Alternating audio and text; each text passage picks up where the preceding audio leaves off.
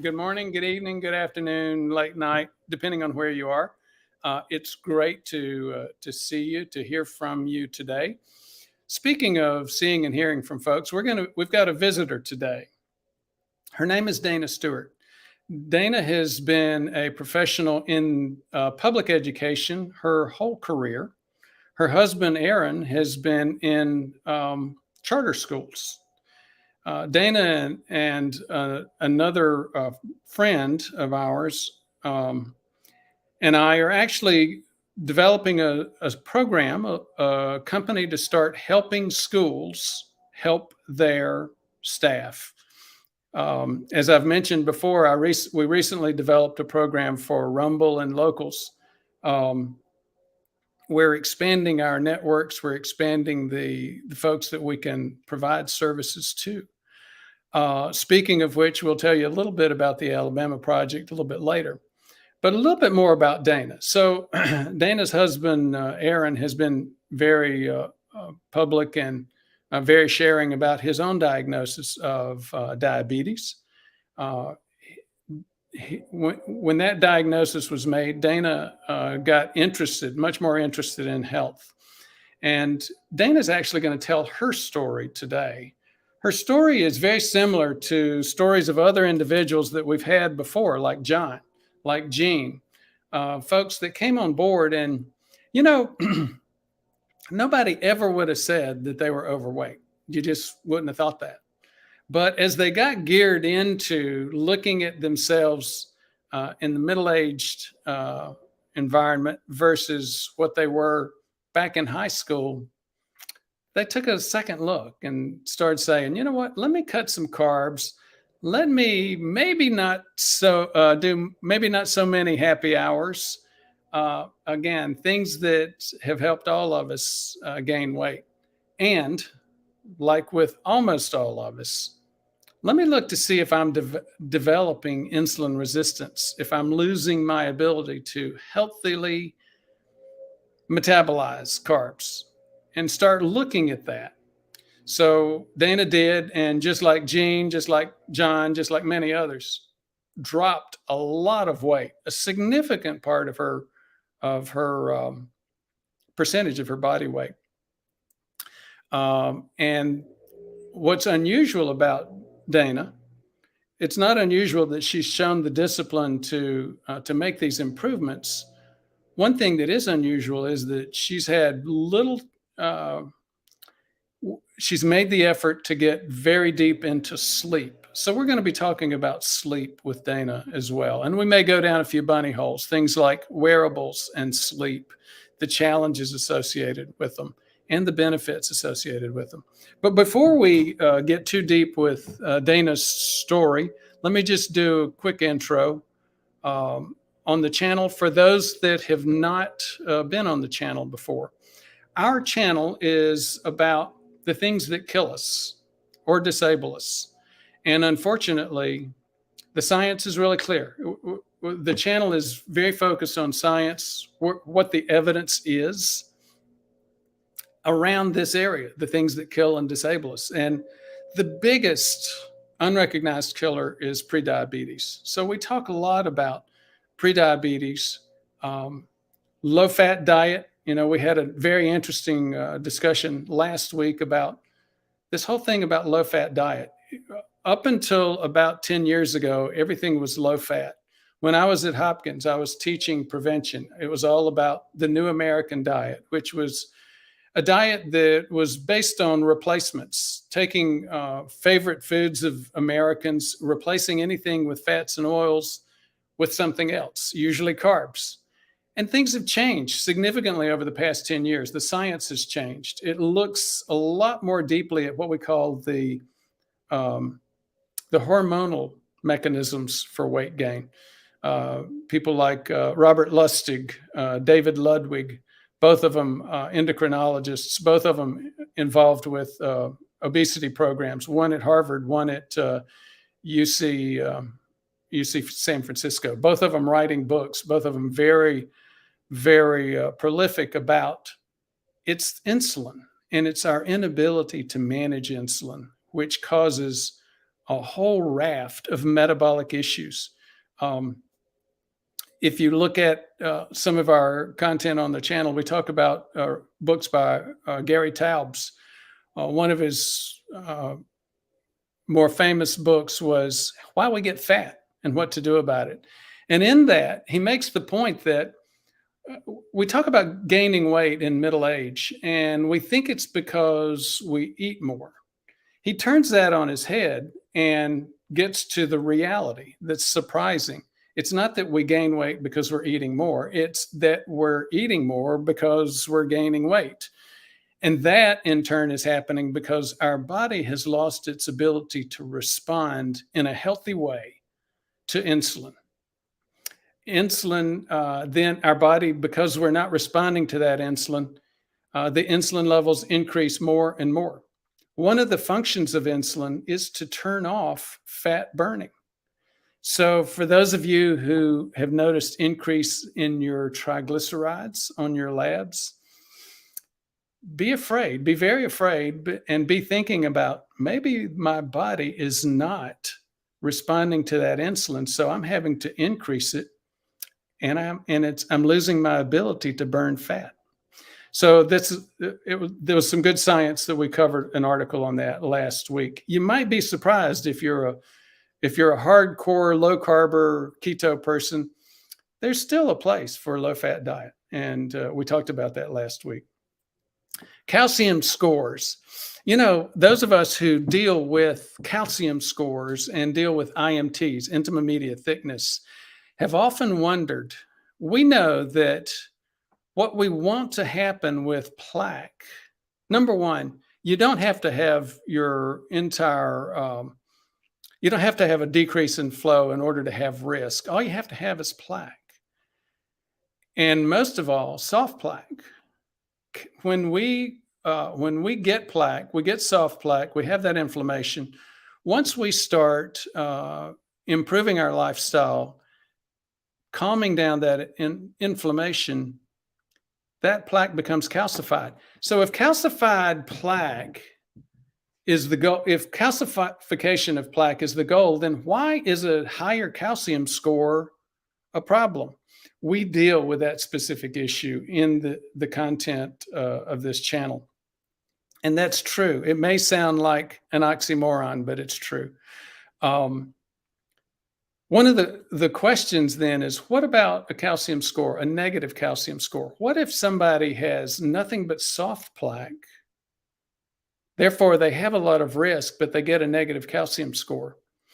That is exactly what we found out. We covered an article on it, and that runs right in the face. Like many of the things that we cover, it takes on the American Heart Association because they came up with a standard, and the JACC, the Journal of the American College of Cardiology, recommended a standards committee said, look, if you have a 0 calcium score, you really don't need to worry about heart attack. You don't need to take a statin.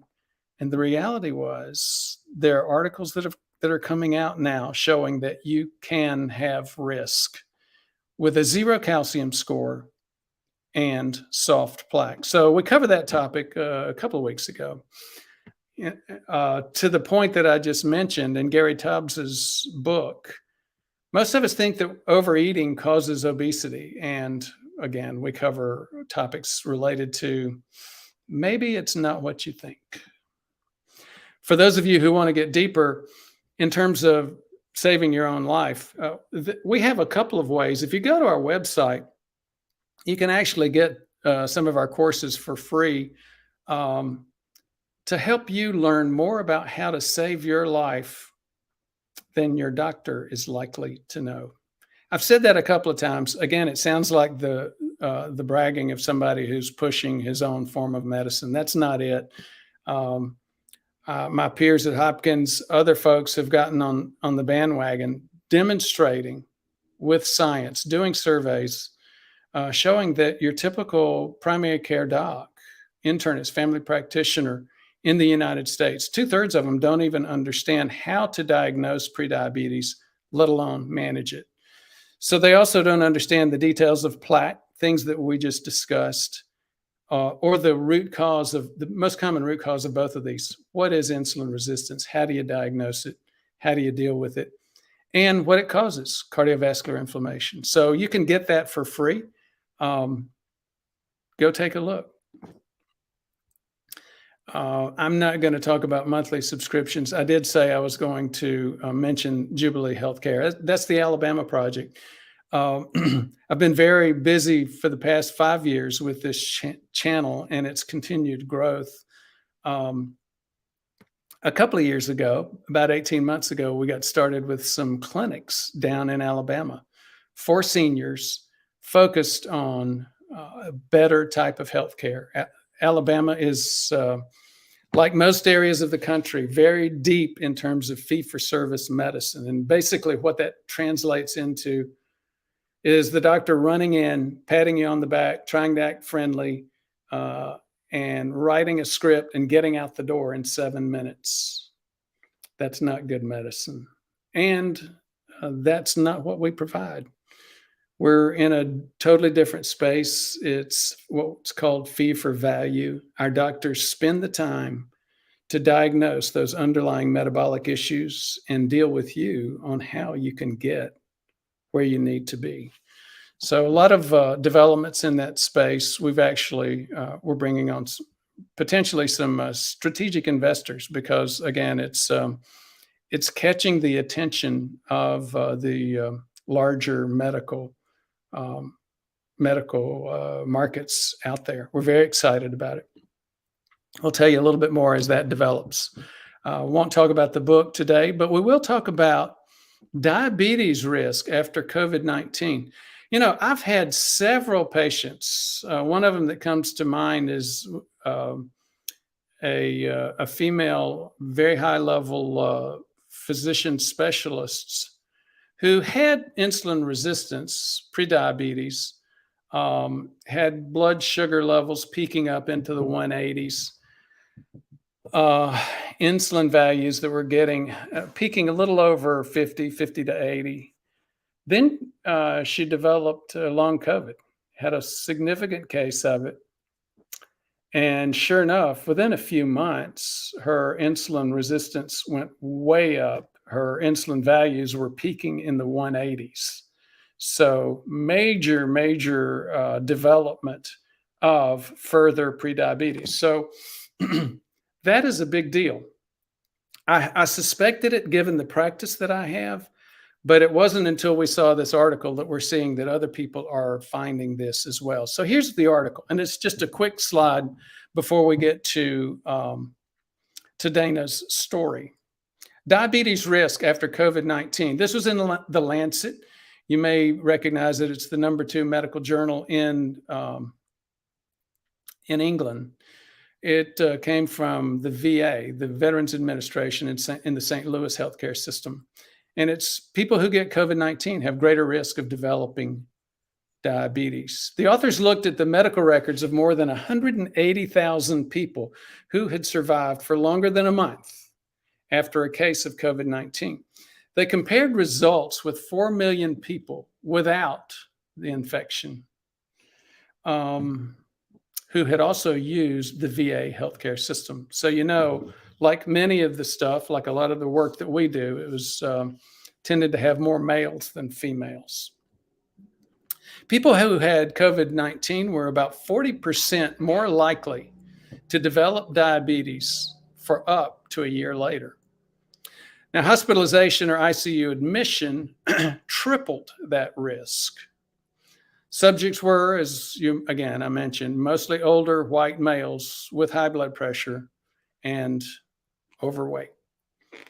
So an interesting comment about, we said many times, even during the majority of the pandemic, there were more people dying from heart attack, stroke, and other components of prediabetes and diabetes, insulin resistance, than there were from the pandemic. There were a couple of times where the death rate at the pandemic actually went above heart attack and stroke. But again, once you start looking at it and realizing that this disease is so related to diabetes and prediabetes, it gets confusing to say, was that really a heart attack and stroke, or was that COVID, or which was it?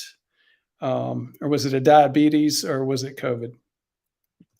So very interesting for those of us who follow this issue. Now, thank you for your interest on that. If you'll give us the water ball, Gilbert, we'll get into Dayna Stewart's story.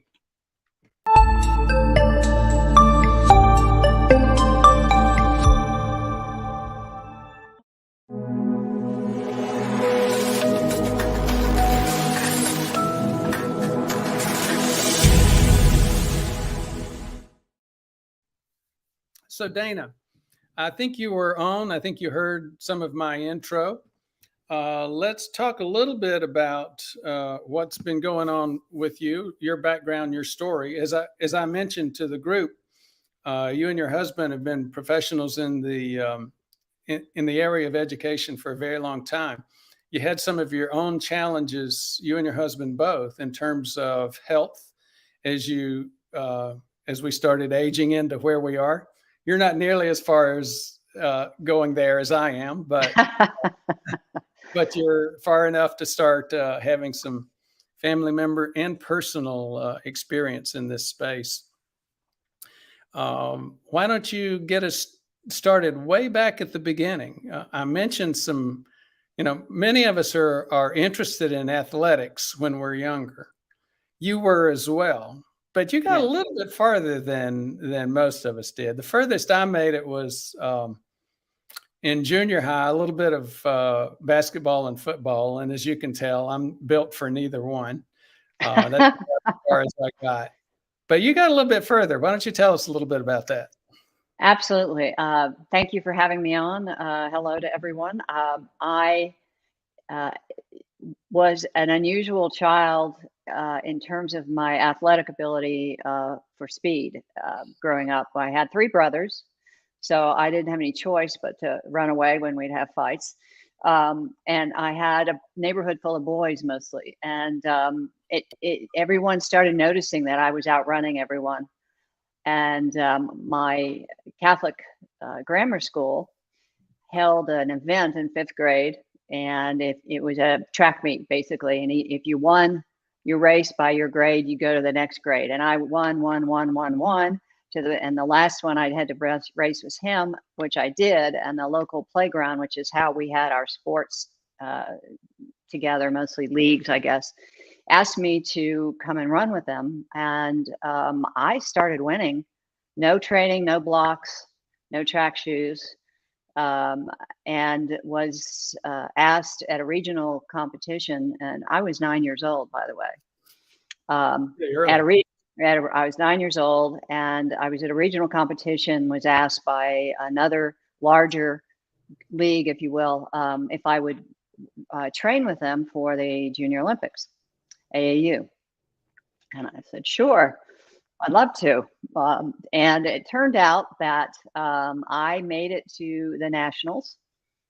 My birthday was May 1st, and actually that was the cutoff for the age, but they made a mistake. So I should have been in the 9 and unders, and I wound up with the 10 to 12-year-olds in that category. In the nationals. In the nationals. And I and two girls from California set the record, which I can't find anymore. I guess it's so ancient, but it was 100 yards at the time, giving away my age, but 100-yard dash, as we called it in track. And I did it in 12.3 seconds, which was pretty extraordinary. I will also add that I became a crowd favorite. I remember I'd gone to the restroom. It was right before the finals. My mother's yelling, panicking, trying to find me. They're going to start. I came running up a hill, got to the starting line, only one without blocks, the only one without track shoes. And the announcer took a liking to me. So I was called the blonde with the pigtails. And I won. And I beat all of these people who had training, who had all the right equipment, who had everything. I loved what I did, and I had the heart for it, and obviously the ability, and made the local newspaper. I was asked by which, by the way, when my photo and article came out in the paper, of course, all the boys and the class were drawing mustaches on me, and all, it's one of those kind of funny things. But what was fascinating is I then got asked to join a private track club. It was all girls with a volunteer coach, and we were amazing. I mean, we were winning everything. We were doing all sorts of exhibition races at colleges. I mean, again, I'm now 11, 12, 13 years old, thinking about the Montreal Olympics, and just enjoying life. And so I built and I will also add, in school, I played on every sports team there was: softball, baseball, basketball, volleyball, anything that they had, I played, or I learned to play it. I learned to play tennis. I just took to it well. Golf and I don't get along. Anything that takes me more than 5 minutes to master, I'm not interested in it. So I had this background. I had this great experience with running, and I ran for years. I will say that it stopped during high school, in part because we were in practically a head-on collision coming back from a track meet, and they hit my side of the car. I was a drunk driver. Hurt my hip a lot, which we believe wound up causing a laminectomy and spinal fusion when I was 19 years old, or right at my 20th birthday. And but I kept, that took some recovery, but because I was young, I recovered well. But I kept running and working out. It started waning because I started to get more into adult life. I started to get into working and some school, and I grew up in New Orleans, so I would add drinking at the age of 16, and when I could get into drinking age was 18. I got into, with my fake ID, into the bars, and I was tall. I was 5'8", which I am now, and no one questioned whether or not I was 18. And so, New Orleans was a whole different kind of world. And at the Big Free charity. Oh God, yeah, that was one of the trauma hospital where you could do your surgical residency in 4 years versus 5, because you were exposed to so many different traumatic events.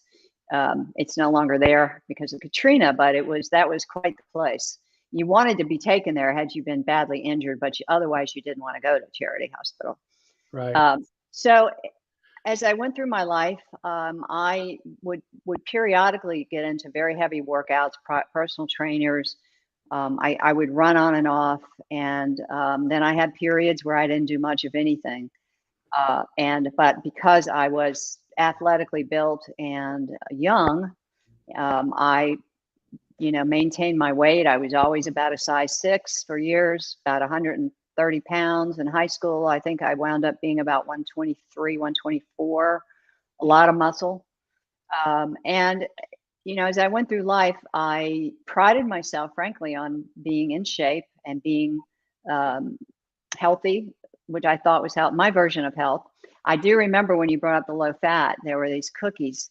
I can't remember the name of them, but they were devil's food with like a chocolate coating and a little bit of marshmallow, Goodwells or something like that. And I was like, oh, low fat. And I would be eating them like, portion size escaped me. And also, growing up in New Orleans, I was very much into heavy sauces, roux, gumbos, shrimp etouffees. So I had a lot to work out. I left the city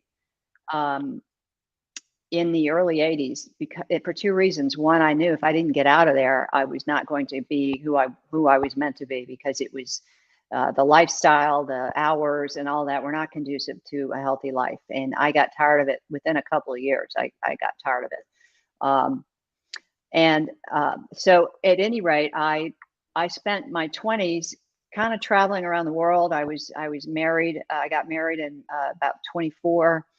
I left home at 16. I've been on my own since I was 16 for various reasons, and was very, very independent, probably too independent. That was a tough time and a learning time for me. But I always had a strong sense of who I was, which often stopped me from going further with destructive behavior, what I would call destructive behavior. And so as life went along, I felt pretty good about myself. I wound up getting involved in education in 1990, coming out of a divorce. but mostly on the side of behavioral health. We always had to open schools with it, but I got very heavily into adjudicated youth and behavioral health and children with autism, et cetera. And I did a lot of work over the years in my corporate career, I was a road warrior before there were wheels on rolling bags. They didn't exist. And we carried those Hartman suitors, and it were awful. And the first time I saw a rolling bag, I was like, oh my God, it was a flight attendant. Where did you get that? And life changed dramatically. My shoulder got better from carrying everything. But, you know, the lifestyle that I had for about 30 years was travel, travel, travel, travel, travel. I was on the road. I was a business development person. I grew revenue in companies. I diversified companies, but I was very mission driven and very focused on kids and education and their behavioral health, their mental health, which, as you know, of course, today we're in a significant crisis over that issue.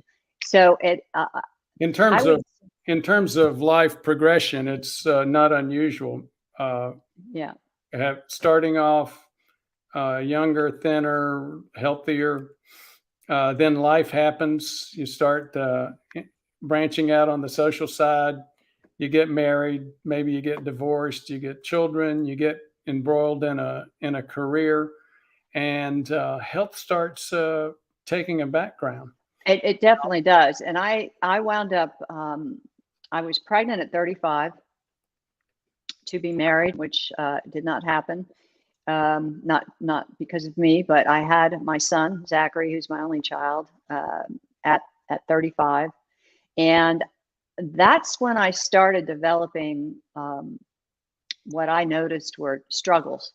And what I mean by that is I developed significant sleep issues, which all new parents do. But my son was born premature. And by the way, one of the things I've learned from my husband on his work focus on health and wellness with charter schools is if you get 2 teeth cleanings in the first 6 months of your pregnancy, you reduce the probability of having a premature birth by almost 70%. Well, we didn't know that back then. And who gets their teeth cleaned every 3 months? But good to know now. So I had a preemie.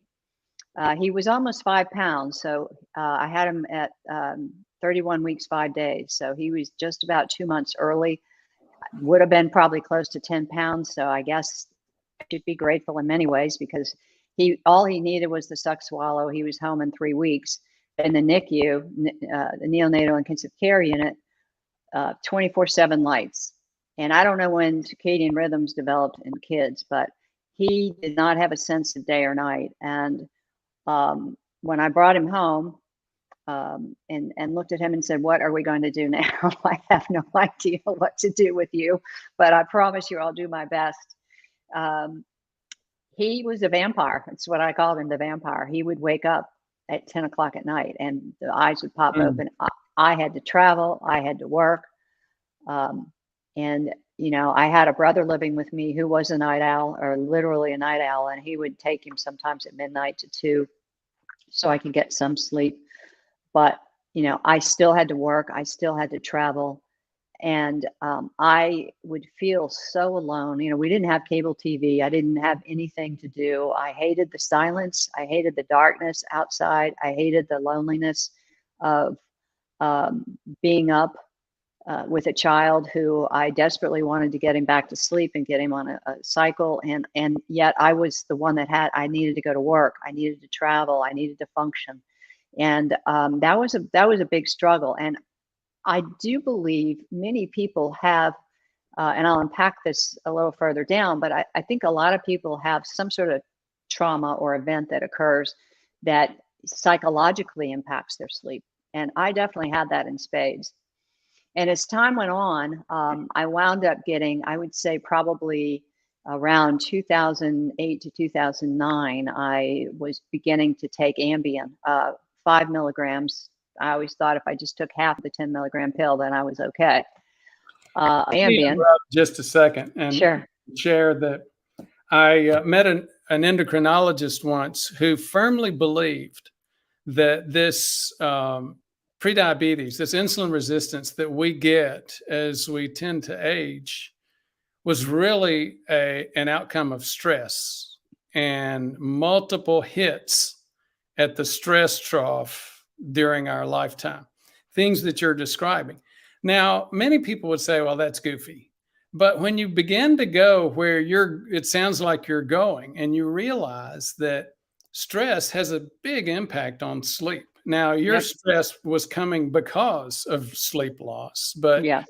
stress still has an impact on sleep. And guess what sleep does? Lack of sleep just increases that Increases your stress and your cortisol, your depression, and your anxiety.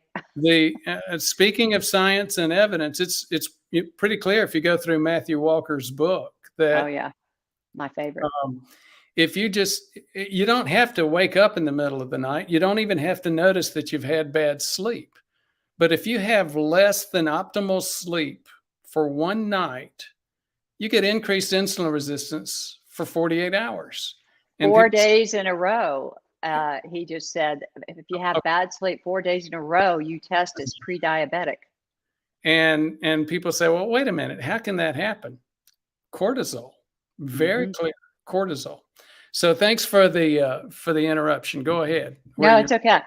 And I want to remember the cortisol thing, because that is part of my recovery from stress. One of the things I was fortunate with, but so as I went down the road, the business travel, all my friends were on the road. You had business dinners, everyone had drinks. You'd have a drink after your drink. You'd have a drink before your drink. You'd have bad sleep in a hotel because it's noisy, especially if you're in New York and you're on an alleyway and the garbage trucks come at 3 a.m, beeping. I mean, just everything. And then, my goal to maintain my life, and I sort of confronted my son's father at 4, when my son was about 4 years old. He would been kind of a deadbeat dad. Obviously, I'm not going to mention his name. He was an attorney in Georgia and doing well, but he was a deadbeat dad. I mean, put him up on the billboard. He was a deadbeat dad. It wasn't about not having a job or not working. And I just made a decision that because I'd had a tough childhood, I didn't want someone in my son's life who would disappoint him continually and not show up when he was going to show up. And I didn't want him to experience that. So I made an offer to forgo child support. And I was getting $1,800 a month when I got it in the 90s, which was very helpful. And early 2000, I guess. And if he signed away his parental rights, then he did it. So there you go. I knew I made the right decision, and I made it. I said to my son at that point in time, he didn't know what I was talking about, I will always make sure we have a roof over our heads, and I will make sure it's the best roof possible, and I will make sure that you're in the best schools possible, because he was going to go to public schools. I went to Catholic schools.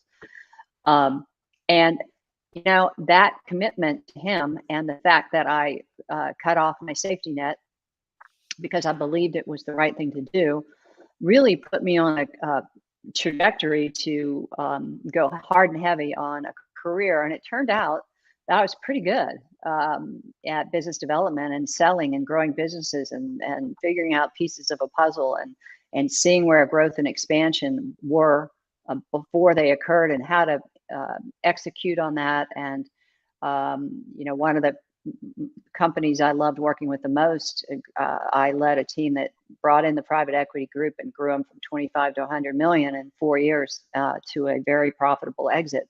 They were in alternative education, behavioral health. But it took its toll on me. And over the years, I gave up a lot, for an RFP, a request for proposal that had to be worked on, or whatever it was business-wise. And that business intensity also kept me eating poorly. Even if I ordered healthy food in a restaurant, we all know they cook with seed oils. It's highly, a lot of sodium, high sodium in the foods. A lot of it's brined, a lot of the meat's brined, and it really, you can tell yourself you're eating healthy, but you're not. You're making the effort, but the restaurants are kind of making that difficult. And it was all about low fat again at that time. So, but I kept.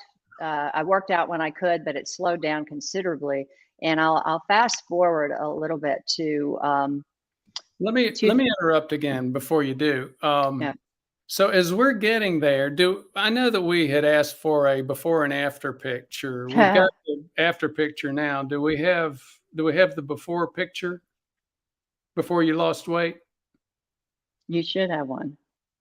So Gilbert, if you could go back and check and make sure you have that, or see if you have that. If you do, we should we'll go a visual. But go ahead. Okay. Well, So 2010, I had moved. I'd been living in Chevy Chase, Maryland for quite a while, and outside of Washington D.C. And Zach, my son, was finishing 8th grade, and I said, I don't want you to go to high school up here. I want to get away from the insanity of the city on many levels. And so because I could work wherever I wanted to, which I had gotten to that point where I could live where I wanted, I didn't have to be in a corporate office because I'd proven myself. We toured. We went back to New Orleans, where I grew up, where my brother was, who pushed hard for Jesuit public schools. No one went to really back then. And or when I was growing up, there wasn't a yellow school bus in our neighborhood. And we wound up in Austin, knowing I was going to travel. My mother had gone there post Katrina, and my son wanted to be in the marching band. He took up the trombone at 8 years old, which was about half his size or more, which I couldn't believe because you had to drag that thing on the bus back and forth. So we moved to an area in Austin called Westlake, and 2009, that was my second time living there. I was there from 98 to 2001. And one of the best high schools in Texas, top 10 marching band, the whole thing. I was a very involved parent. I was taking Ambien to sleep pretty much now all the time. In fact, I even spent some time looking online to see if I could find it outside of, because I couldn't find doctors that would readily write a prescription. I was amazed at friends of mine who could. And I was desperate because I felt like I needed to fall asleep. And, also now we know that if you can drink or have wine or whatever, if you have it too late, it's going to impact your sleep. But because it has a sedative effect, you go to sleep. And I was to go to sleep, wake up at 3 a.m. and just, the mind would go, go, go, go, go. And so I was completely off. Cortisol levels were off. Circadian rhythm was off. And, as Matt Walker said, which had enormous impact on me in his Joe Rogan interview, that taking Ambien or something like that is like taking a sledgehammer to your frontal lobe. And I immediately threw it all away and I stopped taking it. I didn't have withdrawal, thank God, but I was so scared of that and the impact on sleep. But could you just say that again? So Yeah. Our folks latch onto that. As a physician, I've had so many, especially a physician for corporate folks. And for example, at Toyota, I had many guys that traveled back and forth to Japan on a regular basis. And in the beginning, when I first started there, I got a lot of requests for sleep meds. Yep. And I would say, you're making a deal with the devil. Yes. You do sleep meds. And so. But I'll tell you what, it's a desperate place to be when you can't sleep, or it's 3 o'clock in the morning and you wake up and you can't go back to sleep. And then like when I talked about the psychological trauma of being awake and the impact I knew I wasn't going to feel good. I knew it was going to be horrible. I had nights where I had a big meeting at 8 o'clock in the morning at a conference and I wouldn't go to sleep till 5 o'clock because I didn't have Ambien, and I was just I worked myself up, and I'm sure my cortisol was through the roof. And that was not the answer. It's like your comment about the doctors who diagnose and adios. Here's what your symptoms are. Here's your prescription for your symptoms. We're not going to deal with the causes because, we don't have time for that. I only have another 2 minutes in here. And so it became important for us to figure it out on our own. And in many cases, before I found functional medicine, I did not know how all the systems related to each other. I wound up, and I'm going to skip forward a bit to leaving New Orleans. I met my husband, Aaron, who is 11 and a half years younger than me. At the moment, it's 12. I just turned 63 on May 7th. And he is, Congratulations. thank you. Well, you know, I talk about it because I feel really good about myself now. And I remember so many times standing in line at the pharmacy or somewhere, and you have to give your date of birth, and I would hear people give their date of birth, and they were either my age or younger or right around it, and I was blown away at a person who was having trouble walking, who was overweight, whose knees were damaged, Yeah. whose hair was thinning. And I just thought, oh my God, I don't want to be that person. That's not how I see myself. And I need to do something about this. And in 2000, so 30 years ago, I became lactose intolerant. This is important. So I became allergic to dairy, which was horrible at the time because they really didn't have any lactose-free foods. And I did the old 30-day elimination, reintroduce it. Yep, it's dairy. And I also developed in 2010 an allergy to gluten or intolerance to gluten. It was pretty severe, and I did the same thing and got sick again. So for my benefit, frankly, part of the reason I've been successful in my lifestyle is what am I going to cheat with? I mean, I can't eat processed foods. I can't eat junk food. I can't eat cookies, cakes, desserts, unless I make them and they're sugar free, because I will get sick and I don't want to get sick. And although I jumped ahead a little bit, but I just, I realized that in some ways it's a blessing because the ability to develop discipline. And again, I think I told you before, I treat that a little differently than intentionality. I'm very intentional, which means I schedule, I plan, I process, I develop a habit. It's like in Atomic Habits, which is a great book. If people haven't read it, it teaches you how to create new habits. And I had to create new habits, new lifestyles, new routines, new strategies. And so around gluten, around dairy, so I became very heavily paleo. Except I was still drinking wine and a gin and tonic every now and then, and I wasn't tracking macros. And in 2010, in that summer, I went to a well-known grocery store with the nickname Whole Paycheck in the city of Austin. And you go down to your parking lot with your cart full of groceries, and on an escalator, and it's very steep. And what happened was, when I got to the bottom, the teeth of the escalator was so broken up, the basket literally jammed. It stopped, and it was like hitting a wall. It was like being in a car wreck. And I let out a scream. Thank God there was no one behind me, because the belt kept moving, which it wasn't supposed to. The belt kept moving. So I'm holding on to this basket. I have had it slammed my right hip into the side. The basket kept going up because the front wheel stayed put, and the basket kept coming up more and more and more until the point where it dropped down onto my right foot and crushed my right foot. And 4 of my metatarsals and my smaller toes all got fractured. So up until this time, you had been slowly gaining the weight of middle age, but you were still running, you were still active. Yep. And then you got this injury to your feet, your foot. Dramatic crush injury. And, I'm just going to say this little part quick, because I went, someone helped me, took my basket up, and I limped up to the customer service desk, told them what happened. And she just turns around like this, like it's a normal thing, and grabs it, and someone hands her a gift card, and she hands me a $25 gift card. And I said, I think I need an ambulance. I don't think I can drive. It's my right foot. It was already bruising. And they said, well, we can't suggest that. You have to do that on your own. You have to make a medical advice decision on your own. And I said, well, I'm just going to leave. And so I started to walk away, and I said, would you take my basket so I can limp over across your store to the elevator? It was horrible. Let me go down to my car by myself, had to load the groceries in, drive on a broken foot to an emergency room.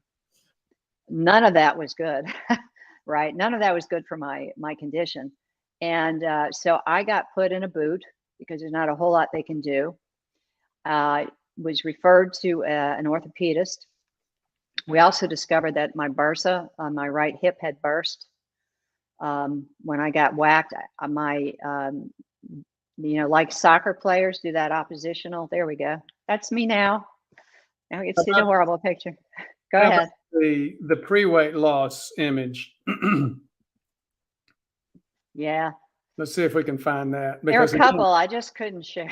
very, very thin now, but again, you look a couple of years prior to that, and you not that thin, but you never would have said overweight. Again, like me, 30 pounds back, like Gene, like John, like several others of our patients. People think that, this person's not thin. Not overweight. Why are you worried about your weight? And they really don't understand that we're not built to have a BMI of 25 and clearly not 30 or 40. Yeah. Even today's understanding of healthy weight, people understand that 40 is too much. 30, they begin to understand it, but most people think 25 is a healthy BMI. Your BMI is not 25. What is your BMI? Not right now. It's not about 19.2. Yeah. So low 20s. Anyhow, I interrupted you. You were talking about. I'm not in the 20s yet. Yeah. I'm gonna fight for that 19 as long as I can. But at any rate, so and part of the reason I moved to where I did in Austin is they have a town lake with its trails, and I just every morning I was on the trails at 7 a.m, running, walking. It was beautiful, wonderful experience. And so that all stopped. I was in a big corporate job at this point. I mean, big, like super big, working on building verticals for an education business in the alternative ed space, working on acquisitions of 3 different companies, 3 different schools within one company. I had to go to New York. I had to go to Philly. I had to travel. I had to go to Pittsburgh. I had to go to all these cities where we were doing this work in my boot.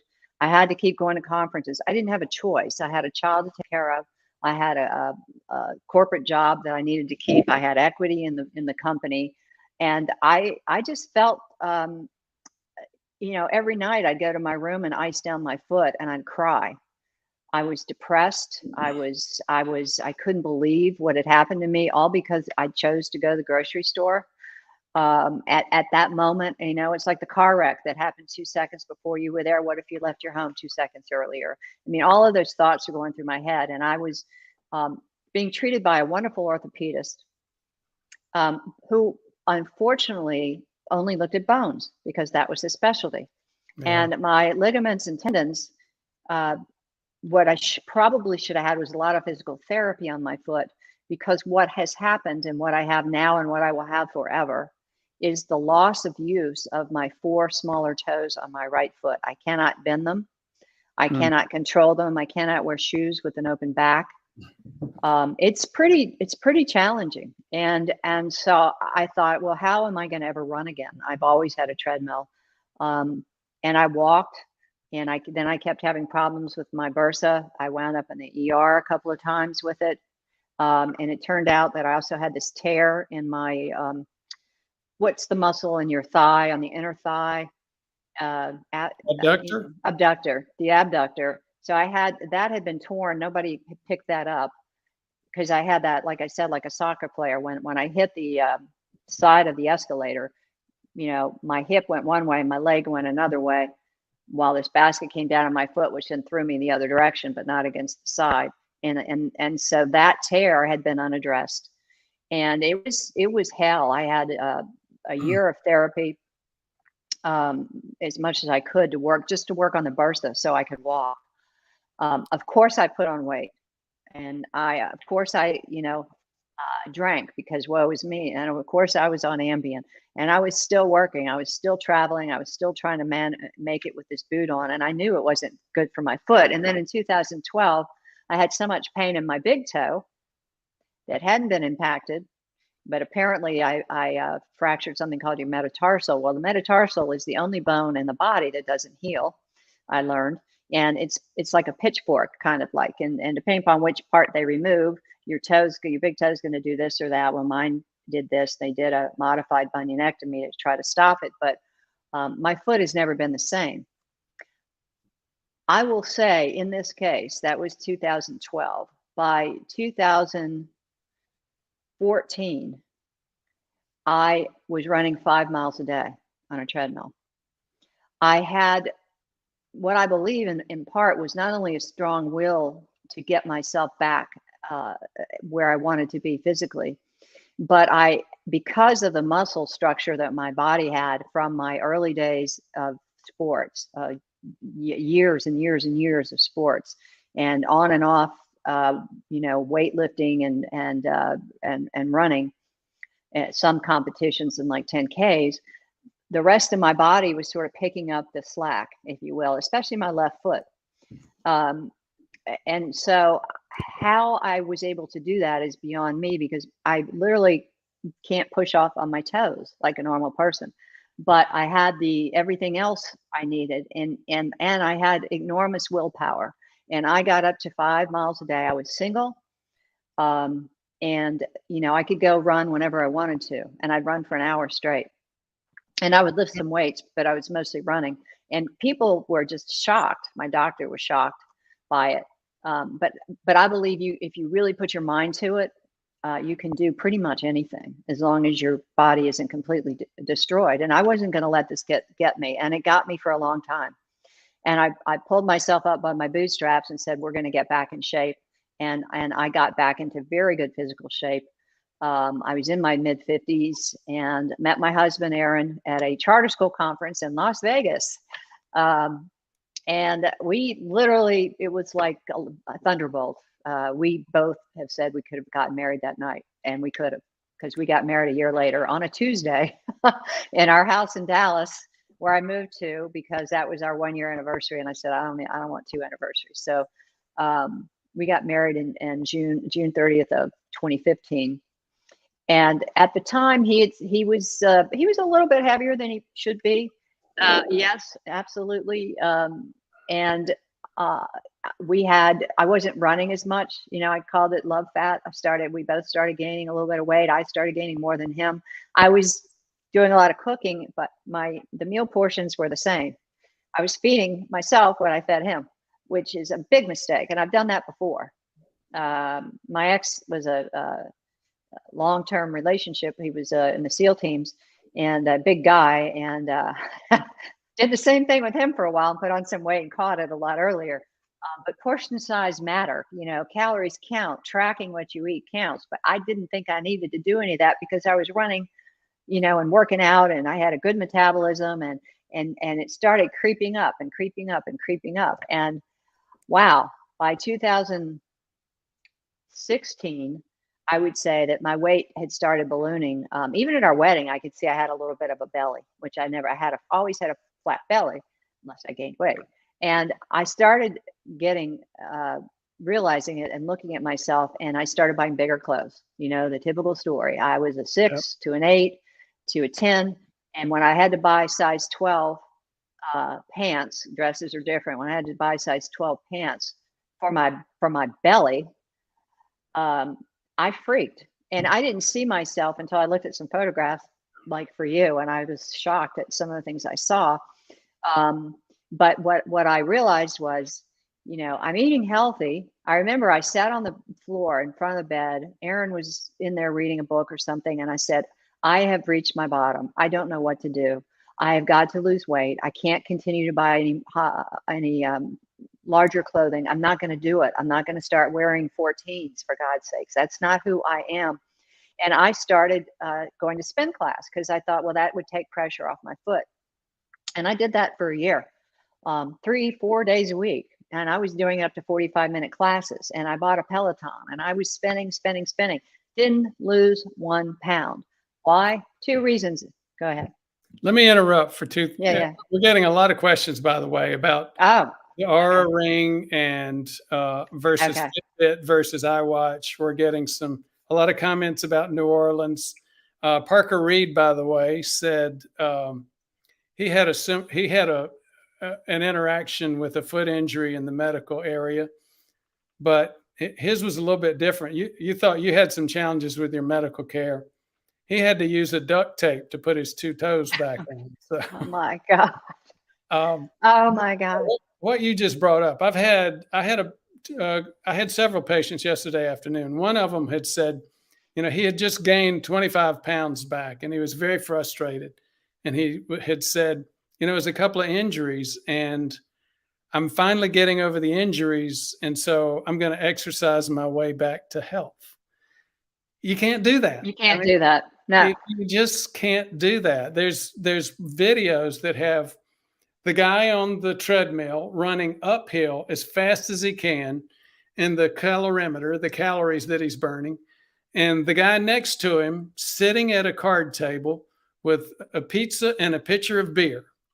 And you're watching the calories. Well, they're doing this with the guy on the treadmill. Right. They're doing this with the guy on there's no way you cannot exercise your way out of a weight problem. Well, I have a term for that. I used to think, if I run for an hour, what can I eat? And I called it exercise bulimia. If I can subtract the calories of my running from what I eat, then I can eat this or that I shouldn't be eating. And none of that's accurate.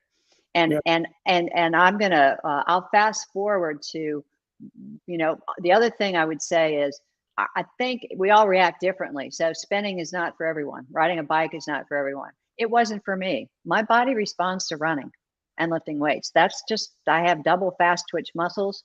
They're power muscles. They're meant for powerful moves and sprints. And the bike, I'd burn 1,000 calories, and I just couldn't figure it out. And so finally, the light bulb started going on, and I started saying, okay, and I'll tell you what did it. So I looked at Aaron. He had become diabetic, type 2 diabetic. And I said, we're going to go drastically in a different direction with diet. And in 2018, January 1, New Year's resolution, I bought, and I had read Wheat Belly, which is a phenomenal book. And I know you might remember the doctor's name, but that's when I first realized how inflammatory wheat is and how different wheat is, and glyphosate on our products, and in the commercial agricultural world, how horrible it was. And he had a 10-day detox. And I would highly recommend that everybody go get that. You don't need to get the Wheat Belly book because there's a lot of it in there. We did that 10-day. We followed it to a T. William Davis. William Davis. I think, isn't he? He's a cardiologist. Yeah. And he talks about what's been done to grains. He really focuses on that. I did get his book. I skimmed through it, and there's a lot of clarity to that. You mentioned at one point, you talked about the problems with gluten. A lot of people think that gluten is it's a fad. And you know what? It is a fad, the gluten-free diet. However, there are usually reasons that fads happen. And there is a real issue in terms of gluten that people don't entirely understand. I'm going to take a quick digression, go down a bunny hole. There's a thing called HAP2, haptoglobin. Haptoglobin, if you ever thought about it, hemoglobin A1C is measuring our hemoglobin and the amount of sugar that's been bound to hemoglobin. Did you ever think about how and why you can look at that? It gives you a measurement over the 3-month period. The reason it gives you a measurement is your red blood cells tend to last about 3 months, and then they die. When they die, they burst open, and that hemoglobin just gets spilled into your artery tree. Well, that's what haptoglobin does. It comes in and it cleans up that spilled hemoglobin. Well, haptoglobin 2 is a genetic variation. It's very common. It's got a prevalence of 50%. And I won't go into the science behind it, but that means 3/4 of us have at least one allele. It's an allelic prevalence of 50%. So quarter of us are HAP1/1, a quarter of us are HAP2/2, and 50% of us are HAP1/2. Now, why does that matter? It appears that most of us who end up having significant cardiovascular inflammation have some version, some allele of HAP2, because HAP2 does not pull that burnt hemoglobin back out. It doesn't clean it up well. If you go deeper into it, there's also a couple of other connections. One of those connections is that it's very much associated with gliadins, glutens and gliadins in the diet. Yeah.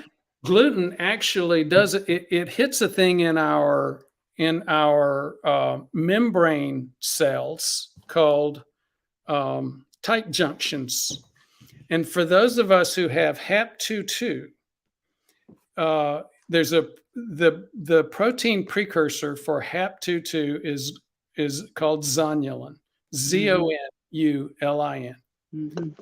That separates for some reason, in those of us that have that separates the tight junctions, and whatever you're eating can just start entering directly into your bloodstream, causing all kinds of inflammation. Called leaky gut. And that was the thing. When the whole thing about leaky gut came out, somebody asked me about it. One of my family members mentioned it. And I thought, oh boy, here we go. Well, it turns out I was flat wrong, and it was flat right. And there's a fellow named Alessio Fasano, Fasano, who was in a small, he's an Italian gastroenterologist who had a tiny academic program in the back of the library at University of Maryland, who came up with that, started doing a lot of work on it. At this point, they have actually done the entire genetics. They've shown the amino acid profile of zonulin and HAP2, and he's got a giant zonulin program at Harvard. So wow. Good for him. And I will go back to my family. I have a couple of family members with that problem. Also happened to be HAP2/2, and one of them wanted to go to an event recently where we had dinner, and it was a meat plate, but it was given by a cook, a chef, and she taught us how to make croissants. She said, "I know you're low carb, but will you try this with me?" So I did. We tried it, and we've been having a couple of us have been having some challenges with that HAP2/2 and GI distress. So you actually have a much more common issue than most of us realize in terms of what we eat and long-term impact. And it's more than just impact on our gut. It's impact on our thyroid. It's impact on our diabetes. Yep. Well, I can tell you, and I'm going to kind of move ahead a little bit. By the way, my A1C is 4.9 now. So, wow, I'm in the fours. You don't get there eating a whole lot of grain products, do you? Zero. Yeah. I haven't had a grain in 12 years. Yeah. I strongly believe in paleo. I strongly believe in keto for a limited period of time. And I'll go real quick to fast forward. When I got super serious in 2019, January of 2019, I said, I'm done with it was 18. Sorry. I'm done with the spinning. I'm done with all of that. I'm going to go back to running. And I wanted to lose weight. It was 19. I apologize. And I said, we're going to go keto to my husband. We're going keto. We're both going to lose some weight. And I started studying up on keto. And as usual, I went heavily down the bunny hole. And he looks to me to let him know what to do. And he's pretty good about following direction. He doesn't have a gluten issue, but he doesn't feel good anymore if he every once in a while cheats. But I went heavily into keto. And by the way, I'm going to talk about the Oura Ring, which is on my finger, which I strongly believe in. And I did real briefly because that question got asked. I wore a Fitbit for 2 years, and counting steps, whatever. It just wasn't. I knew what from my calorie burn and my exercise level, if I was getting enough exercise, but it wasn't really measuring the kind of things that I wanted to measure. By the time I realized, when I got to keto, and I also got a functional medicine nutritionist, who's in Dallas, and she's had her business since 2016, and actually dove deep into my nutrient evaluation, into my metabolic stability, one way or the other. I did a DEXA scan. I did all of these things, which actually was very good then. And I didn't get a diet from her, because I learned, how to take the macros, which are very important. Here's what my goal weight is. Here are the macros I need. I used my Fitness Pal, and I switched to Keto, the Keto app. I think it's just called Keto. And I tracked my macros. I bought a food scale. Talk about discipline. I was intentional about developing this habit around paying attention to everything I ate and what my husband ate. And I was really more watching his blood work, because so far mine wasn't that bad. Now, I will say that I had bad family history, vascular. My mother somehow miraculously is living at 86, just turned 86, heart attacks, strokes, abdominal aortal replacement. Turns out my father had the same thing. My father died of congestive heart failure. He didn't exercise. My mother walked. I think that's why she's still alive. She would get up at 4 a.m. and walk 4 miles a day before she went to work for a long 20 years. And so, I heard an expression that got my attention, and it's my mantra today. And I apologize about using a gun as the example, but genetics loads the gun and lifestyle pulls the trigger. And so, faced with the fact that I knew I had all of this on my back, and that I worried about that on top of the fact that I had put on weight, I realized that I could change my outcome, my health span, my longevity, quality of life longevity, by changing my lifestyle in a dramatic way, and not nearly as dramatic as most people, because I was already not eating sugar. I was not eating desserts. I was not eating all that bad food. I was getting sugar through alcohol. When I started keto, the alcohol stopped. You really have to stop drinking. And you'll find, I think I told you Valentine's Day, I was irritated because we went out to dinner. I'm not a big fan of Valentine's Day. I think it's about selling flowers and cards, but we went out, and I'm looking around, and everybody's got champagne or drinks. And I'm just like, oh my God, poor me. I'm so miserable. Why can't I have a drink? Just one, but I didn't. And we stuck with it. And what happened was interesting. I lost, my weight height was 162. Today I am, this morning I was 126 on the scale. So you lost what percent of your body weight? Well, I had gone down to 123. So I lost, at one time I was down 42 pounds, I guess. 30% of your body weight. That was a lot. I mean, a big amount. And especially, as they say, as you get older, you're supposed to be a little heavier because it fills in all the lines and wrinkles. But it's more important to be healthy. So I was disgusted with that. I couldn't believe it. And I was looking at myself, and I just knew that everything had to change. So I went keto. I lost probably, it was, a pound and a half, 2 pounds a week. It was a healthy amount. I started getting on the treadmill again. I was walking. I started jogging. I started doing a little bit of weightlifting. And I think cutting out the alcohol made a big difference, frankly. And what I noticed was in my blood work, I kept arguing with my doctor because my cholesterol was going up.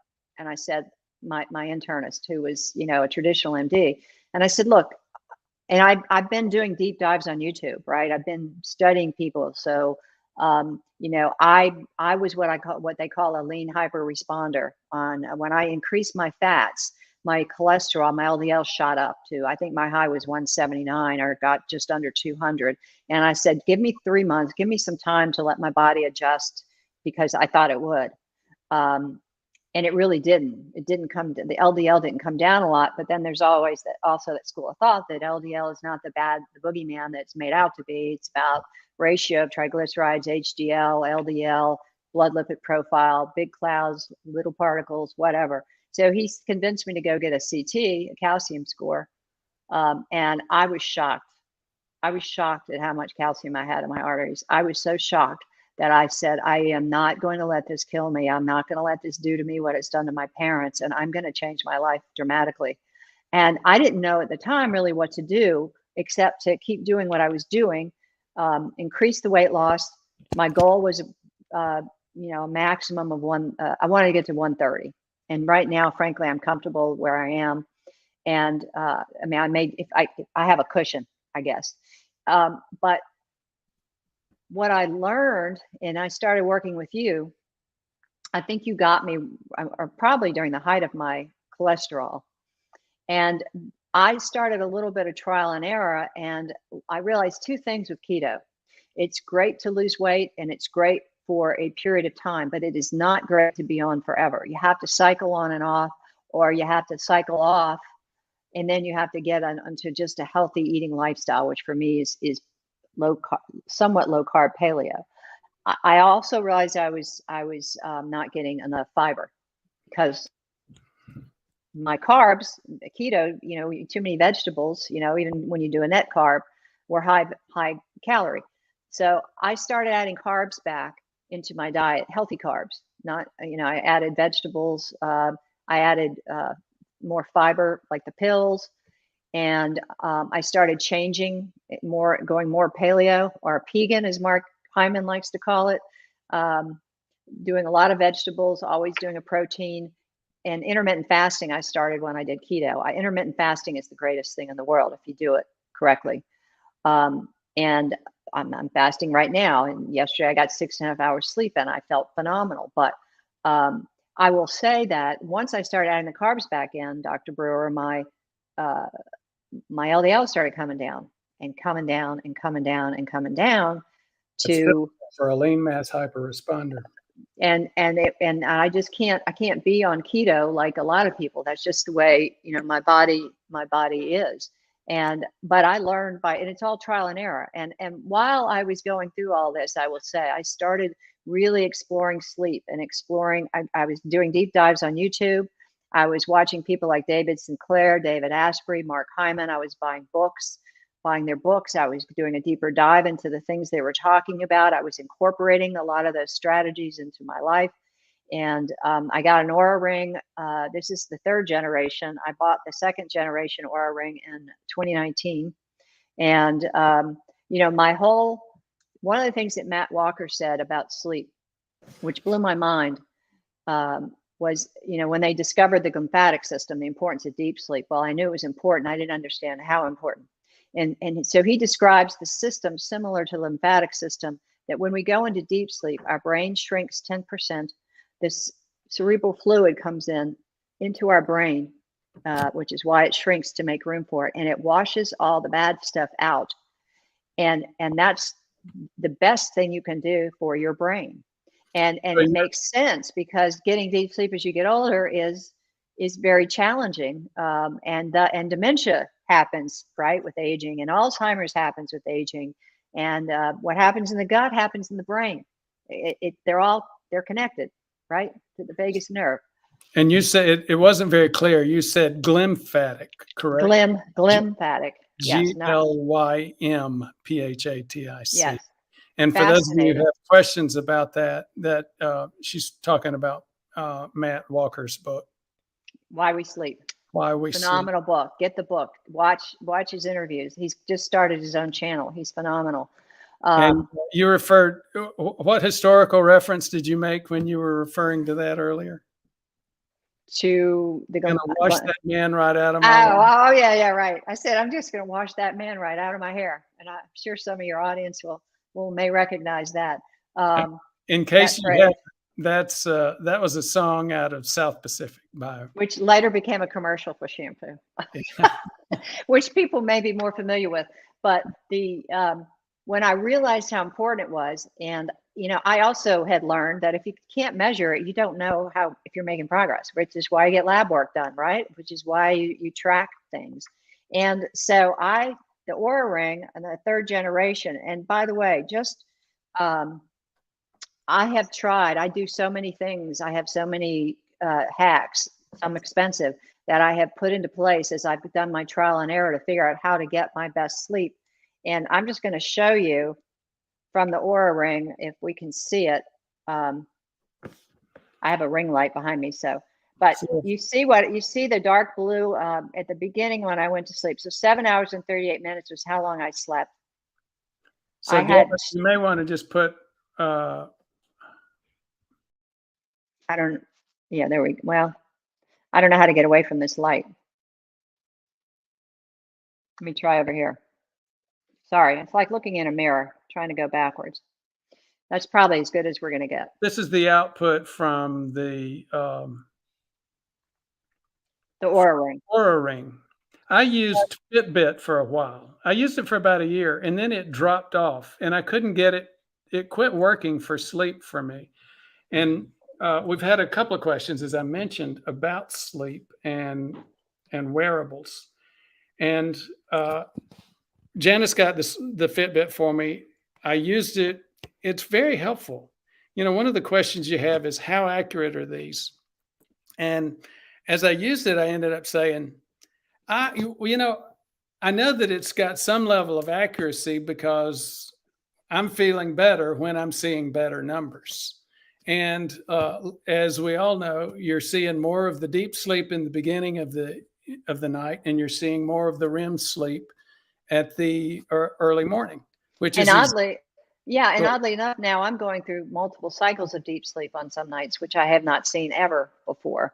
And I will tell you that when I get a good night's sleep, I feel great in the morning. I wake up with energy.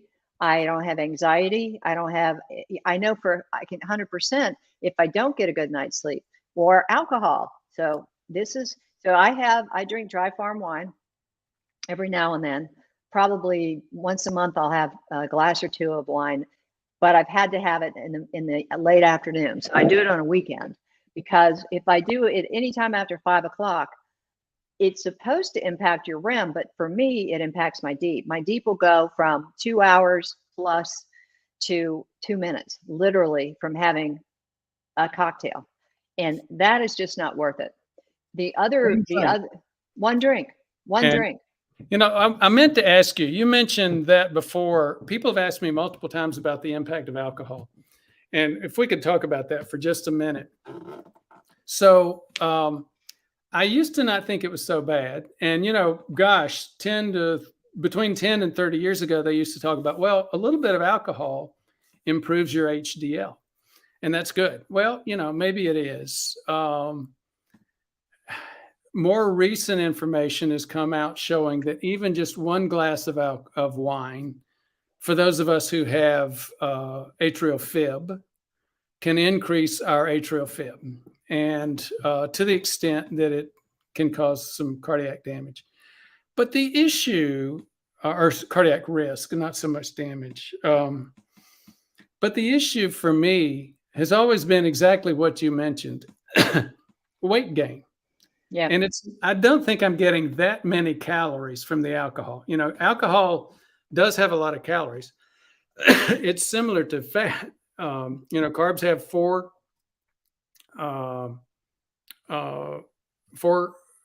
calories per gram. Protein has like 4 calories per gram. Fat has 7 to 9. It's twice as calorie dense. But I don't think it's the calories. I think it's the fact that, if you have a glass of wine at happy hour, I eat 2 or 3 times what I should eat for dinner. That's the problem. Well, I'll tell you what my theory is, in part. One of the things I measure is my leptin and ghrelin. And so because alcohol impacts sleep, when your sleep quality is low, you produce a hormone called ghrelin. Yeah. More than leptin. Ghrelin is the hunger hormone. and it tells you to eat sweets and snack food and junk. And I'd always heard lack of sleep or lack of quality sleep causes weight gain, and it never made sense to me until I understood these two hormones. And so now I measure my leptin, so I know that as long as my leptin is staying high, that that it's going to help me maintain my weight. And if there's a trade-off between having a glass of wine every couple of weeks or keeping my weight where I want it to be, I'm going to keep my weight where I want it to be. I want my leptin to be up. And I don't think people realize the importance of those two hormones when you're looking at sleep. And the other thing I would say that people don't pay enough attention to, there are two things. One is how critical it is, and Matt Walker brought this up. It's a hack or a strategy. I go outside every morning, rain or shine, and I look at the light as soon as the sun's up. I stand out there for anywhere, depending upon how cold it is. Sunny's better. If it's sunny, 2 minutes. If it's cloudy, 10 minutes. To not only tell your brain, because your optic nerve receives the signal, and your optic nerve it's part of your brain. It's the only part of your brain that's external. And it says it's morning, because we're built like we were 10,000 years ago. People don't realize that. We're not built for what we're eating and ingesting and being exposed to today. And so what that does is not only does it say to my brain, it's time to wake up, it starts my cortisol on a clock, my circadian rhythm, sets a 16-hour clock for my melatonin to start being produced. And what can blunt melatonin? What can blunt melatonin is blue light. So what people are doing is they're not getting the light in the morning. They're getting artificial light in their offices. They are having drinks that are impacting their sleep, maybe food, whatever, lifestyle. And then they're not getting in the evening. I developed a very strict routine, which is 8:30 p.m. We go to the bedroom. I have red lights on my, Alexa lights, so they change color at my bedroom. Those are the only two lamps that are on. I have True Dark glasses that are red that I got from True Dark, David Asprey's company. They're an adjustment, but I like to go to sleep watching YouTube. I watch every night. I watch some, now mostly it's Andrew Huberman. Of course, I watch you. But the routine, you schedule your sleep and sleep your schedule. And I take that very seriously, and consistency. So I wake up on the weekends and go to bed on the weekends, the same time I do during the week. And so my body, my circadian rhythm, my body clock becomes adjusted to that. And I think that's part of what's really increasing my quality of sleep. Now, I will also say, and because my quality of sleep, which is important for everything else in our body, stress, diabetes, weight gain, all of the other things that we're trying to pay attention to can be defeated in part by not getting good quality sleep. And the hacks that you can do, go, if you can, in the evening, if there's a beautiful sunset, go look at it. It tells your body, remember, think of yourself as a caveman. You're looking out at the sky. You don't have lights, electricity. You don't have snacks. You don't have all of those things. Eating late. If I eat past 6 o'clock at night, every morning my Oura ring says, did you eat too late? Your heart rate was up last night. Well, okay. Yes, I did. You caught me.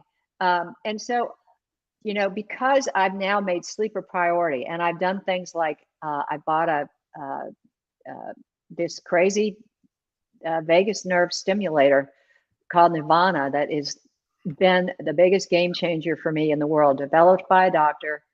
It goes in the left ear, both ears. It works through an app. I think it's NEUWVANA, something like that. It's not inexpensive, and this is way down my path, right? So you may not need something like that, but I go to sleep sitting up with an eye patch on, no lights. I put the vagus nerve stimulator in my ear. I put it on a 20-minute session. The sensation, you set it based upon intensity, and I'm up pretty high now, and it puts me right out. And so that deep sleep you see, and I see that pattern every day. I wake up at some point. It's either midnight or 2 a.m, somewhere in that range. I'm still sitting up, and I still have that thing in my ear. I pull it out, go to the restroom, because that's why I woke up. And it has been a game changer for me. And it also works to reduce your stress. You use it during the day. It's kind of like your respirate. But the vagus nerve, if everyone doesn't know it, is really the communications direct center between your microbiome, your gut, and your brain. And if you're, it's like when you feel stress, it's created in your mind, you're upset, you feel it in your stomach. They are very related. If your gut is not healthy, your brain is not healthy. If your brain is not healthy, your gut is not healthy. And once I made those connections and realized that, my routine now, in terms of knowing when to eat, knowing when to, whether I'm going to have a drink or not, depending upon the time of day, or whether it's worth it, knowing that my sleep quality is going to be great if I do these things. And therefore, when I start my day with gratitude, 5 minutes of gratitude, get your mindset in a positive place, go out and look at the light, start your day on a positive note. And the other key thing I started doing that's really critical is 2 types of breathing. One is called the physiological sigh, that has been studied at Stanford University. Andrew Huberman, if you look him up on YouTube, just look up physiological sigh, not psychological, physiological. And it's a very interesting technique that in the lungs, we have these little villi, these little sacs that close up because they start filling with carbon monoxide. And, you find yourself when you're stressed, you'll notice you're shallow breathing, and, that's not good. And so this method, which is a long inhale in with a short inhale on top. So it goes. Yeah.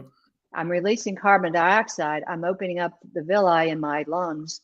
I'm bringing more oxygen into my body. And 2 to 3 times is all it takes. And I do that during the day quite often, frankly.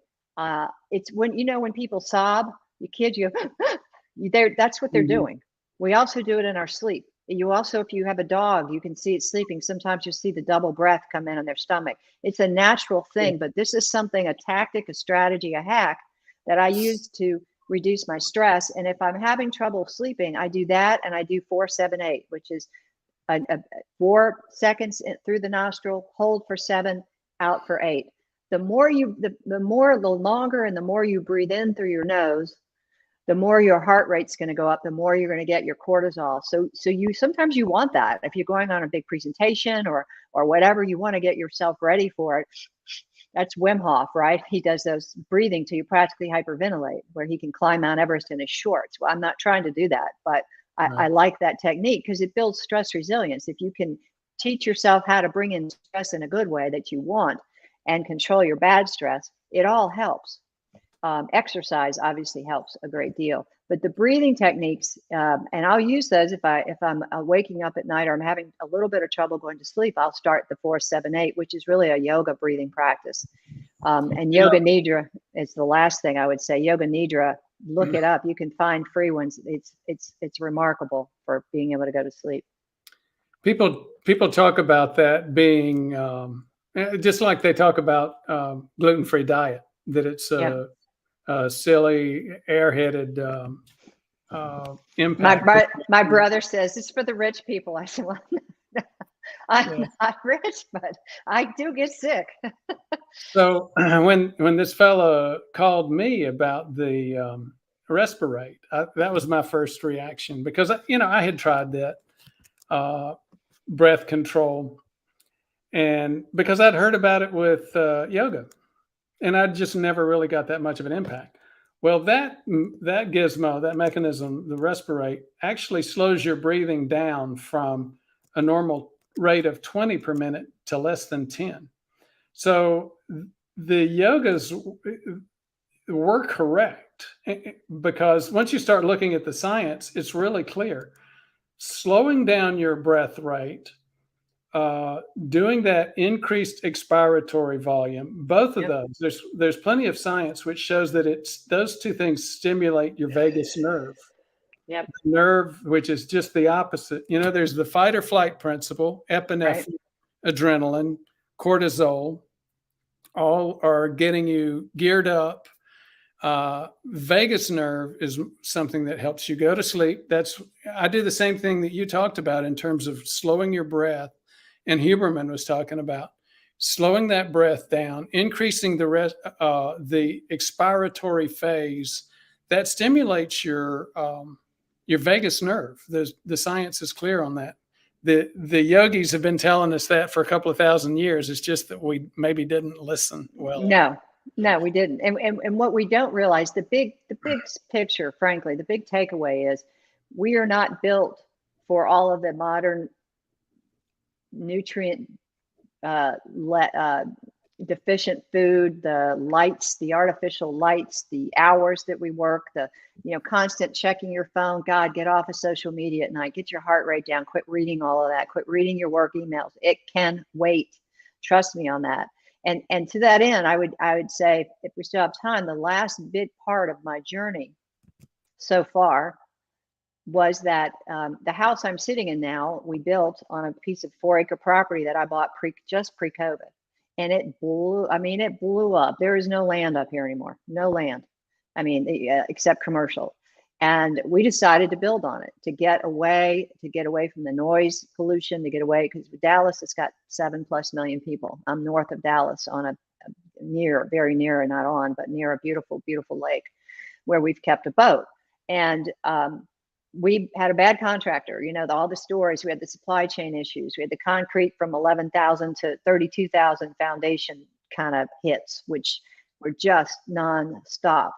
And they walked away. I came in to finish the house. I actually had to become a general contractor. I had to sit there with a checkbook every day in a house with no air conditioning and no windows, and try to make sure that people were doing their job. And I wanted to kill this contractor. I was so stressed, and I was living in 2 different temporary housing situations, the last of which had live music 4 nights a week, which made me insane because I go to sleep early and I have mom's ears. You always, once you're a mother, you have very sensitive hearing. And my stress went up so high that I went from I was at 133 in April of 21. And I dropped down. I talked to you in May when we had our session. I went down to 117 at that point. I went as low as 111 3 times, almost had to go to the hospital. I was seeing oncologists. I got scoped every which way you buy a GI. I had another colonoscopy, which I just had in 2019. I had an upper scope. I had a scan of the part you can't see the gap. Turns out everything was fine, except I had one little thing called IMO, which is intestinal methanol gas production. It's because my metabolic system was a little bit out of whack. What I learned for 2 things is I had stress. I had bad stress. I hadn't developed the breathing techniques yet. As much as I thought I knew, how could I have not known this? That's what I said to myself. Duh. Secondly, my reaction, or my body's reaction to it, was the opposite of most people. Most people, when they have that, most people are not metabolically flexible. Keto allowed me to use ketones, to teach my body to use my own fat to power my body. Glucose, I've been powering my body with it my whole life. So I'm able to switch back and forth. My body can adjust. And because I was metabolically flexible, at least this is what the consensus has been, is that normally people who are not metabolically flexible, along with the cortisol spike, you get the insulin spike, glucose, right? And so what does your body do? It has all of this excess glucose to store as fat. In my case, because I was metabolically flexible, I got the cortisol spikes big time. I didn't have the glucose impact. So I lost weight. I lost a lot of weight. I lost way too much weight. I mean, I had to buy size 0 clothes. People thought I had cancer because when I wore my regular clothes, I looked sick. And I've developed a tremendous respect for stress, and I made it a point to really study it and make sure that I'm incorporating these strategies and techniques into my daily life. I'm fortunate enough to have a sauna in here, and I've wanted one forever. And sometimes I just go in there, and it's how the respirate and the vagus nerve stimulator. It's like meditation. Meditation is super important because you've got to take your focus off. The other thing I learned with stress is your focus narrows. So I don't see the environment. I see what's in front of me. I'm so focused on what I'm angry at, or on my phone or on my computer screen or on my email, that stepping back, getting outside, getting a view where you can see the whole panoramic horizon absolutely, it brings your stress levels. Just think about going to the woods or seeing beautiful mountains, how you feel. You feel peaceful. You get away from it, change your aperture, change your focus. Do that in between big meetings. I'm telling you, it's made a drastic difference. And I learned that from Huberman as well. So I'm now in the process of learning everything I can about how do I deal with this in a way that I don't repeat this ever again. And by the way, what I learned about the IMO, because I had a little bit of, and they thought it was SIBO, which is a bacterial overgrowth. This is a methanol overgrowth. And what I learned was that I needed to increase my prebiotic fiber, not my fiber, but my prebiotic fiber. So I'm using Interfuel by Bulletproof. I've increased my, I take a great probiotic called Seed, which actually stopped a lot of the gastric impact I had when I had horrible stress. I had tremendous gastric distress. I don't have to describe that. I think everybody knows what I'm talking about.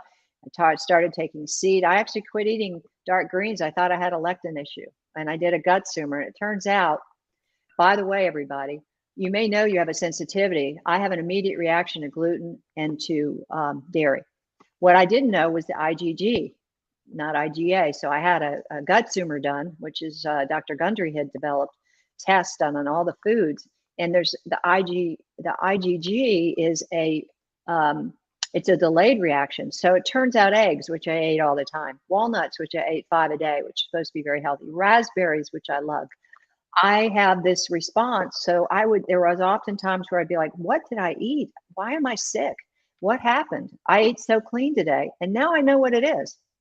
And so I have the choice then to do something about it. So now I eat eggs mixed into a cake or something. I make the world's best sugar-free, dairy-free, gluten-free, triple layer chocolate cake you've ever had in your life. Millennials love it.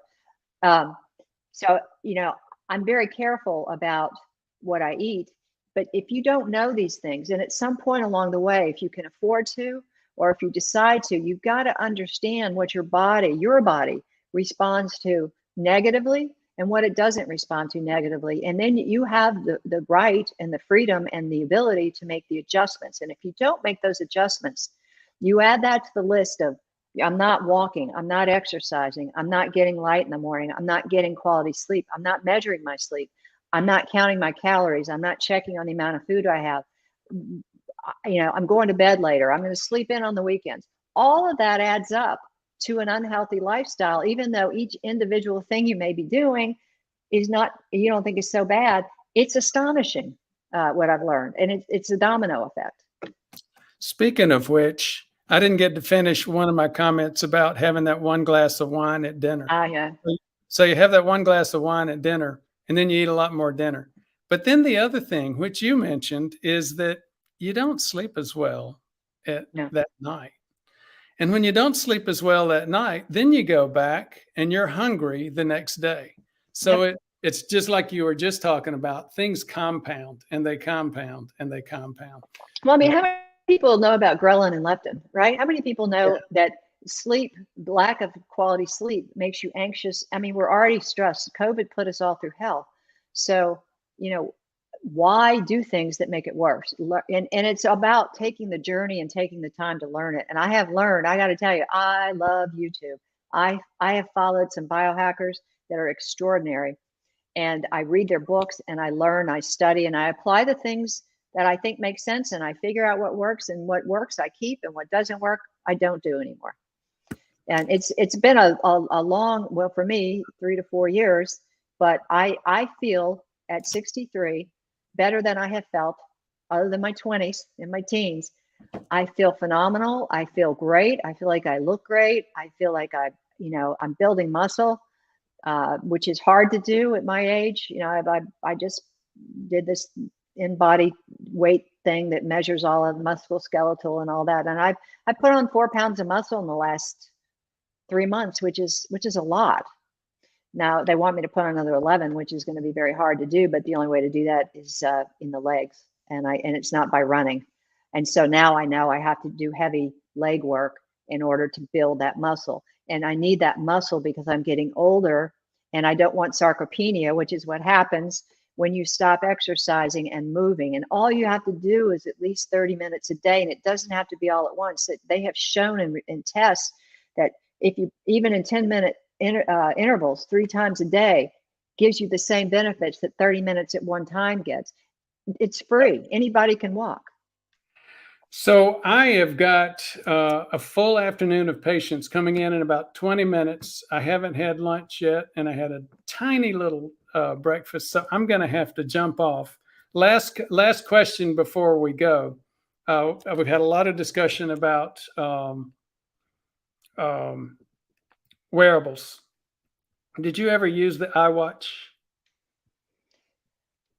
No. Apple Watch, yes, I love. I mean, love, I'm love, sorry, love. the Apple Watch. Yes, I have the Apple Watch, and I work out to it. Watch cardio? I do. Yes. Have you ever had any warnings that you had atrial fib? No, I have not. I did. I test it frequently. My mother has atrial fib, so I test it frequently. There have been a couple of really good randomized clinical trials about the Apple Watch and that. And I will tell you, it got a lot of people thought Apple was overreaching with that, because and all of the criticism boiled down to, well, there's so many 20-year-olds who are hypochondriacs, and they're going to be watching for that. That's a different issue, 20-year-olds. But for our generation, it makes sense. Undiagnosed atrial fib is the biggest cause of strokes. Yep. And people just don't realize it. So I think a lot of people have missed the boat on Apple Watch. I'm too darn cheap. One day I'm going to go out and get one. Hey, I have a refurbished one. I'll send you that, Aaron. It's generation 3. We're on 6. And I think it's still here. I love it. Yeah, and I think it has cardio. I'll check. But you can buy refurbished ones. And I will tell people watching that the Apple Health, or the Fitness rather, phenomenal app. I do all my workouts to it, and it's just extraordinary. It really is. And it tracks. Your watch actually turns up on the television. You can also use an app on your iPad or phone when you travel. And a lot of it is, your body weight. You don't have to have a treadmill. You don't have to have equipment. It's do something. Just move your body. Get your sleep. Eat well. Track what you're eating. Make sure your body's responding positively, and get your blood work checked regularly. And hopefully you live a long and healthy life. That's my plan. Very good. I tried. We weren't able to do a full Q&A session today, and that often happens when we have a visitor. But what we do is what we did today. I take some time out and start watching the questions. If I didn't get your question out there, come join us next week and see if we can get to it. Thank you so much for joining us. Thank you. Thank you, everybody. Bye-bye.